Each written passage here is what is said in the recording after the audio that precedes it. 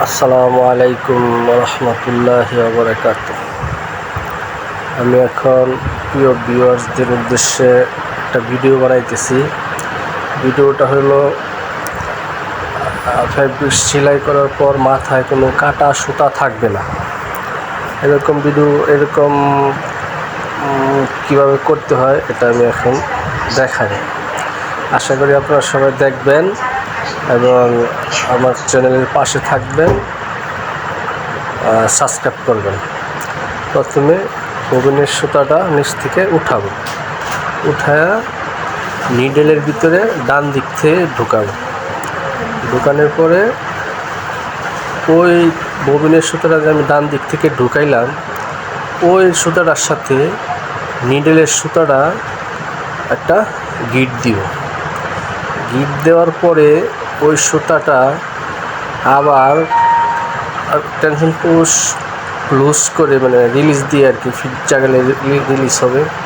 তারপর উপর দিকে টেনে ওই গিটটাটা টেনশন পুশটার বাইরে করে দিতে হবে, যাতে সেলাইয়ের মাঝখানে আবার সুতা কেটে না যায়। তারপর একটা সাদা ফেব্রিক্স নিয়ে, যে কোনো ফেব্রিক্স নিয়ে আপনি যদি সেলাই করেন, তারপর দেখবেন যে সেলাই হয়েছে, বাট মাথায় কোনো দুইটা কাটা সুতা থাকার কথা, কিন্তু ওই সুতাটা নাই। এই ভিডিওটা আমি একবার দিছিলাম অনেক আগে, 2-3 দিন আগে। দেওয়ার পরে আমার একজন বলছে যে সেলাইটা কেমনে করা হয় এটা একটু দেখানোর জন্য। অবশ্য ফেসবুকে রেকমেন্ডটা করছিল, একটা ময়লা আছে, ময়লাটা মানে ওড়ানোর চেষ্টা করতেছি।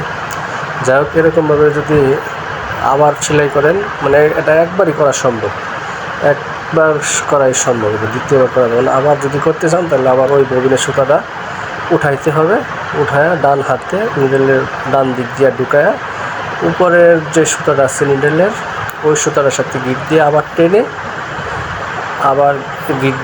টেনে আমি এখন সুতা ঢুকাইতেছি। ঢুকানোর পরে আবার ওই নিডেলের সুতার সাথে গিট দিয়ে উপরের দিকে টান দিব। গিট দিলাম, গিট দিতেছি, উপরের দিকে টান দিব। টান দিয়ে আবার একটা কাপড় নিয়ে আমি সেলাই করব। সেলাই করলে দেখবেন যেন ওই কাপড়ের প্রথমে যে দুটা সুতা থাকার কথা, কাটা সুতা, ওই সুতাটা নাই। একদম সিম্পল। আমার এই ভিডিওটা যারা দেখতেছেন, এরকম ভিডিও আরও আমি করতে চাই। আপনারা যদি পছন্দ করেন, লাইক করেন, শেয়ার করেন এবং কমেন্ট করে আমার চ্যানেলের পাশে থেকে সাবস্ক্রাইব করবেন। ধন্যবাদ সকলকে।